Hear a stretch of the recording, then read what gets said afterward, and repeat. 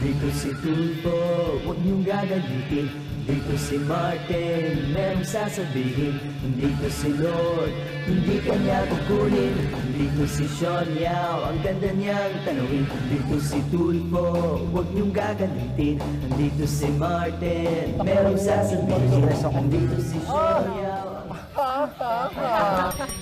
Gosh, anong nangyari, ate? Ha? Did you just say gosh? He said gosh. Hindi, tignan mo naman. Anak mo, tapos biglang bilyar, yung kalaban niya binabanggit. Ang sabi nga dyan, hindi nagsisinungaling ang bata. At saka ganun talaga ka-effective yung campaign jingle ni Manny Villar.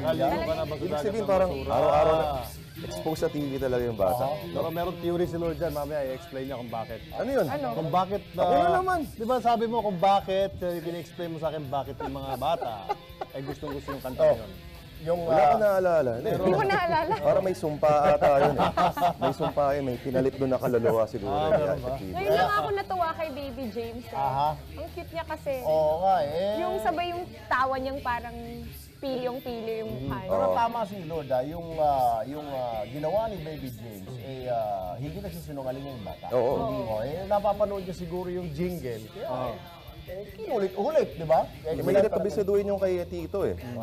Baka yung yaya. Hanggang ngayon, di tumatatak sa isip ko yun eh. Yung yaya Ako yun. din. Maray na aga, mga tugang! Naimbag na bigat yo amin! At buenos dias, assalamualaikum! Panggigising namin sa inyo mga balitang dire-diretso! Mga komentaryo, walang preno! At yung mga balitang walang kwenta, papatulan natin. Lahat dito, Sa pool! Anyway, isang mabilis na silip muna po tayo sa mga pinakamainit na issue ngayong umaga sa mga pangunahing dyaryo. Umpisahan po natin sa Philippine Daily Inquirer. Naputol na nga yata talaga ang momentum ni Manny Villar kaya balik sa kanyang trono sa survey si Noynoy Aquino.